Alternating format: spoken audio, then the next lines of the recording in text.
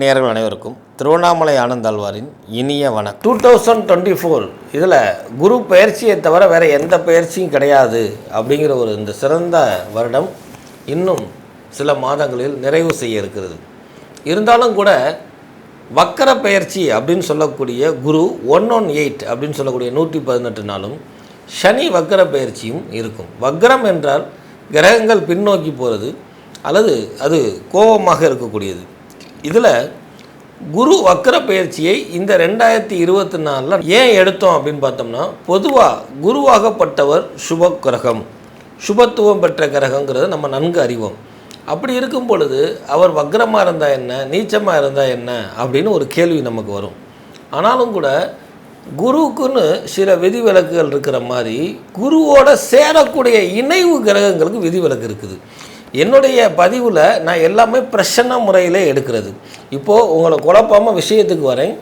சனியோட குரு சேருமானால் குரு சண்டால யோகம்னு பேர். சண்டாலன்னா சனியை குறிக்கும். அது அப்போ என்ன செய்வார் அப்படின்னா, சனி பலனை கொடுக்குறாருன்னா அதை குரு கெடுபலனை தடுப்பார், சுபபலனாக இருந்தால் அதை அபிவிருத்தி பண்ணுவார் இப்படின்னு புராதன நூல்களில் சொல்லப்பட்டிருக்குது.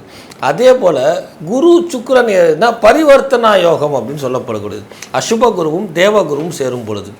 அதே போல் ராகுவோட சேர்றார், கேதுவோட சேர்றார் அப்படின்னு இப்படி சொல்லிக்கிட்டே போகக்கூடிய இந்த மாதிரி ஒரு காலகட்டங்களில் இந்த குரு வக்கர பயிற்சி 12 ராசிகளுக்கு உண்டான பலாபலன்களை பார்ப்போம்.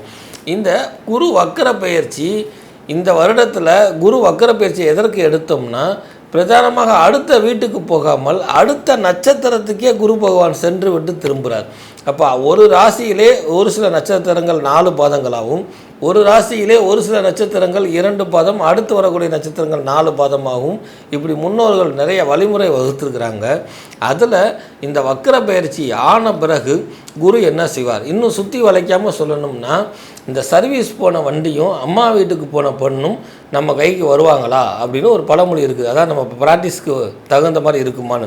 அதே போல் குரு வக்கரமாகி போயிருந்தால் கூட தனக்கு சுபத்துவத்தை கூட்டுவாரா அல்லது சுபத்துவத்தை மேலும் அதிகரிப்பாரா அல்லது சுபத்துவமே இல்லாமல் சுமாராக இருப்பாரா அப்படிங்கிறத தெரிஞ்சுக்கிறதுக்கு தான் இந்த 12 ராசிகளுக்கு உண்டான பலாபலன்கள். துலா ராசினியர்களே, ஆன்மீக சம்பந்தப்பட்டுள்ள சுற்றுலா சென்றவர்களோ அல்லது சுற்றுலா செல்வதற்கு உண்டான நேரங்காலம் இது. உங்களுடைய மனைவியினுடைய உடல் ஆரோக்கியம் மேம்படும். சிறிது கடன் இருந்தாலும் கூட பிறருடைய பேச்சை கேட்டு புதிதாக மனை வாங்குவது அல்லது கட்டின வீட்டு வாங்குவது உகந்தது அல்ல. எலக்ட்ரானிக் சம்பந்தப்பட்ட பொருட்களை யூஸ் பண்ணும் பொழுது மிகப்பெரிய விரைய செலவு ஏற்படும் என்பதால் எதிலும் சற்று கவனம் தேவை. இருப்பதையும் எச்சரிக்கையாக பயன்படுத்துவது பலவிதமான இழப்புகளை தடுக்கும் என்பதை புரிந்து கொள்க. துளாராசியில் இருக்கக்கூடிய ஆண்களுக்கு தொழில் சம்பந்தப்பட்ட அலைச்சல் ஏற்படும். தாயாருடைய உடல்நிலையை மேம்படுத்தும். நட்பு வட்டத்தில் இருந்த விரிசல் சரியாகும். மனைவியினுடன் அந்யோன்யம் ஏற்படும். மனைவியினுடைய உடல் ஆரோக்கியம் மேம்படும். துளாராசியில் இருக்கக்கூடிய பெண்களுக்கு ஆரோக்கியங்கள் மேம்பாடு உண்டு. கணவன் மனைவிக்குள்ள இருந்த கருத்து வேறுபாடுகள் நீங்கும். உடன் பிறந்தவர்கள் தங்களை தேடி நாடி ஓடி உதவி கேட்கக்கூடிய காலகட்டம். யார் எப்படி என்று சில காலத்தில் கிரகங்கள் உங்களுக்கு உணர்த்தினதை நினைவில் கொண்டு பகையும் வேண்டாம் உறவும் வேண்டாம் என்று எச்சரிக்கையாக இருப்பது உங்கள் குடும்பத்தாரிடம் இணக்கத்தை ஏற்படுத்தும் அல்லது மனக்கசப்பை ஏற்படுத்திவிடும் என்பதை நினைவில் கொண்டு செயல்படுங்கள். இந்த ராசியில் இருக்கக்கூடிய கண்மணிகளுக்கு படிப்பு விகிதங்கள் நன்றாக இருந்தாலும் கூட ஒரு சில மறதியோ ஒரு சில பயமோ உங்களை துரத்தி கொண்டு இருப்பதால் பயத்தை தவிருங்கள். பதஷ்டம் இல்லாமல் படியுங்கள். போதுமான விளையாட்டு, போதுமான ஓய்வு எடுத்துக்கொள்ளுங்கள். எல்லா கிரகச்சாரங்களும் எல்லாத்துக்கும் கெடுதல் பண்ணாது. மாறாக படிப்பு விஷயத்தில் கூடுதல் அக்கறை செலுத்தினால் பன்மடங்கு மதிப்பெண் பெறக்கூடிய அற்புதமான காலகட்டம். அரசாங்கத்துறையில் இருக்கிறவர்களுக்கு எல்லா நன்மையே பயக்கும் என்றாலும் கூட காலில் தாமதமாக சில விஷயங்கள் நடக்க இருப்பதால் அது முறை மௌனம் காட்பது, பொறுமை காட்பது நன்மை. தன் கம்பெனியில் இருக்கும் பிற கம்பெனிக்கு ரெசியூமி போடுவது, வேலை தேடுவது குற்றச்செயலாகி அதனால் அவச்செயல் ஏற்படும் என்பதால் எதிலையும் கவனமாகவும் ஒரு காலம் அந்த மாதிரி செய்யும் பொழுது விஷயங்கள் வெளியில் தெரியாமல் பார்த்து கொள்வதும் நன்மை பயக்கும்.